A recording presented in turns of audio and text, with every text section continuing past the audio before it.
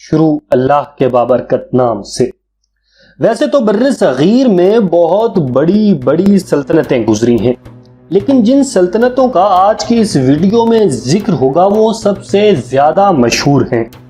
ان میں سب سے پہلی نندا سلطنت ہے، یا جسے انگریزی میں نندا امپائر بھی کہا جاتا ہے۔ دوسری اور بڑی سلطنت موریہ سلطنت گزری ہے، جسے موریہ امپائر بھی کہا جاتا ہے۔ تیسری اور بڑی سلطنت گپتا سلطنت تھی، چوتھی ہنس امپائر یا ہنس سلطنت کہلاتی ہے۔ السلام علیکم ناظرین، میں ہوں عبادت علی مہران اور آپ دیکھ رہے ہیں نبض جہان۔ میں آپ کو بتاتا چلوں کہ اگر آپ ریسرچ بیسڈ کرنٹ افیئرز یا ہسٹری کے ریلیٹڈ معلومات چاہتے ہیں جو کہ کسی بھی امتحان کی تیاری میں مؤثر اور مددگار ثابت ہو سکتی ہیں، تو ہمارے چینل کو سبسکرائب کیجئے اور بیل آئیکن کو ضرور دبائیے۔ تو چلتے ہیں اپنے ٹاپک کی طرف۔ ناظرین، نندا سلطنت پرانے بر صغیر کی بڑی بڑی سلطنتوں میں سے ایک مانی جاتی ہے۔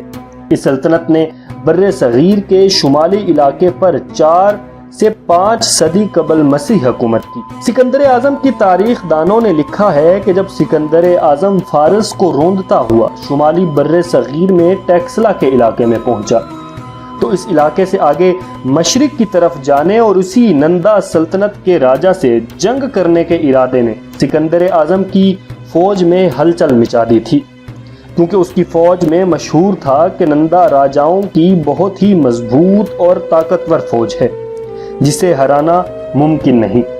جب سکندر اعظم نے اپنی فوج کے یہ خیالات اور ہلچل دیکھی تو اس نے نندا راجا سے جنگ کرنے اور آگے بڑھ جانے کا ارادہ بدل دیا اور مشرق کی بجائے جنوب کی طرف بڑھ گیا اور سندھ اور بلوچستان سے ہوتا ہوا شمال مغرب سے پرانے عراق کی جانب واپس چلا گیا۔ یہ روایات سے معلوم ہوتا ہے کہ نندا راجا بہت ہی بہادر اور طاقتور راجا تھے، خاص کر انہوں نے جو کرنسی متعارف کروائی اور ٹیکس سسٹم کی وجہ سے وہ بہت دولت مند بھی تھے۔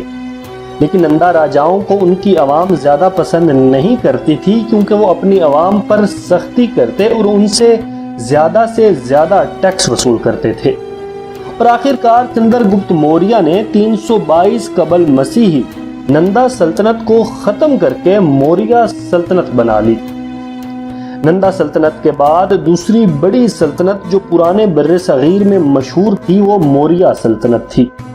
یہ سلطنت چندر گپت موریہ نے 322 قبل مسیح بر صغیر میں قائم کی اور 185 قبل مسیح تک یہ بر صغیر میں حکومت کرتی رہی۔ شروع میں دریائے سندھ اور دریائے گنگا کے میدانوں کو فتح کر کے اس سلطنت کو قائم کیا گیا تھا۔ بعد میں یہ ایک بڑے رقبے پر پھیل گئی اور اتنی پھیلی کہ آج اس کا شمار پرانے بر صغیر کی بڑی بڑی سلطنتوں میں ہوتا ہے۔ چندر گپت موریہ نے 322 قبل مسیح ایک مشہور فلسفی اور معیشت دان چنکایا نامی شخص کی مدد سے نندا سلطنت کو ختم کر دیا اور تیزی سے نندا سلطنت کے علاقے حاصل کر لیے۔ اس کے بعد چندر گپت موریہ نے 323 قبل مسیح میں سکندر اعظم کی موت کے بعد بر صغیر کے مختلف علاقوں پر تعینات اسی کے سارے گورنروں کو اپنے ساتھ ملا لیا۔ اس طرح موریہ سلطنت کچھ ہی سالوں میں شمال مغربی انڈیا کے بڑے حصے پر پھیل گئی۔ اس کا دارالحکومت پٹارمی پورا نامی شہر تھا، جسے آج پٹنہ کہا جاتا ہے۔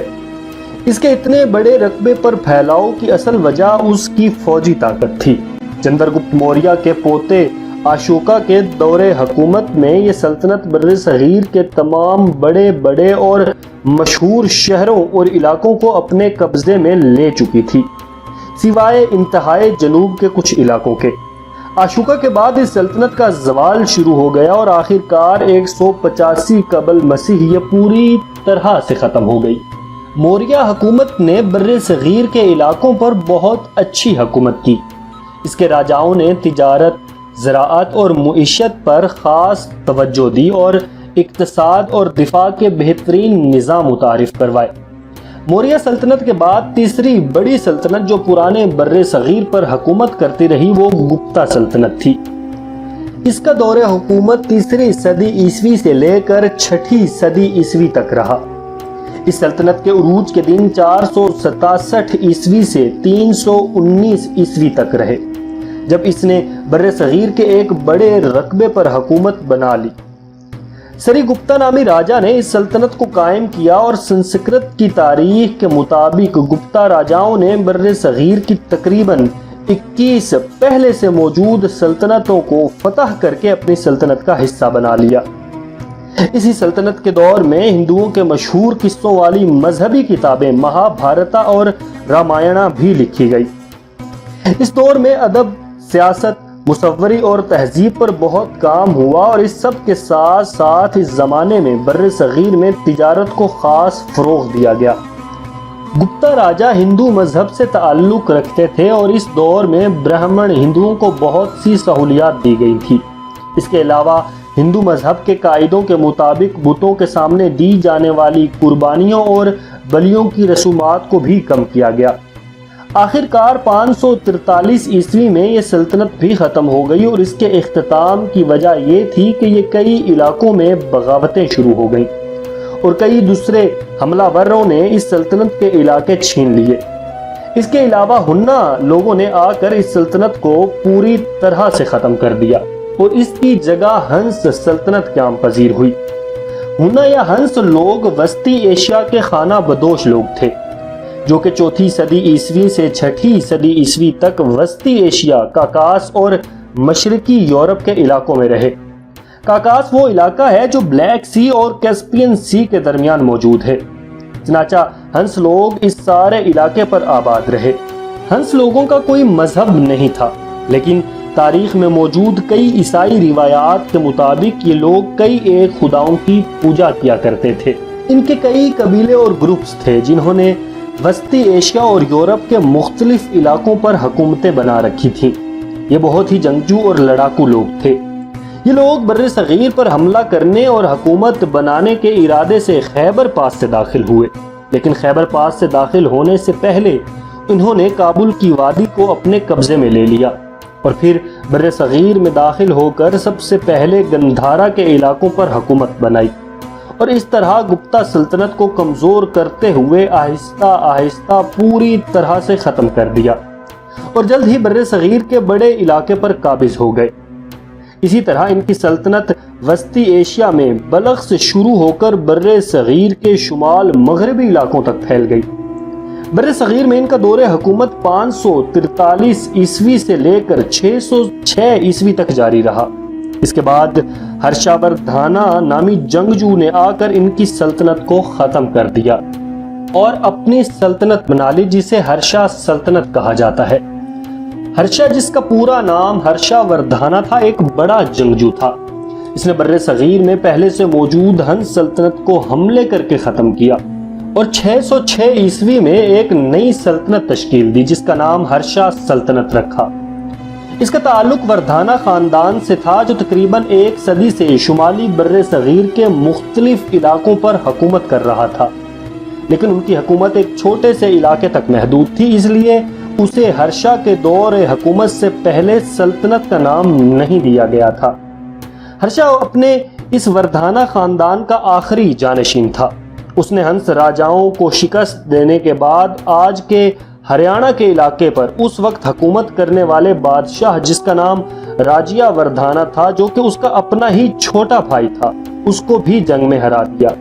اس طرح اس نے ہنس سلطنت کے علاقوں کے ساتھ ساتھ ہریانہ کے علاقے بھی حاصل کر لیے، اور ان کو اپنی حکومت میں شامل کر کے ایک بڑی سلطنت بنا لی۔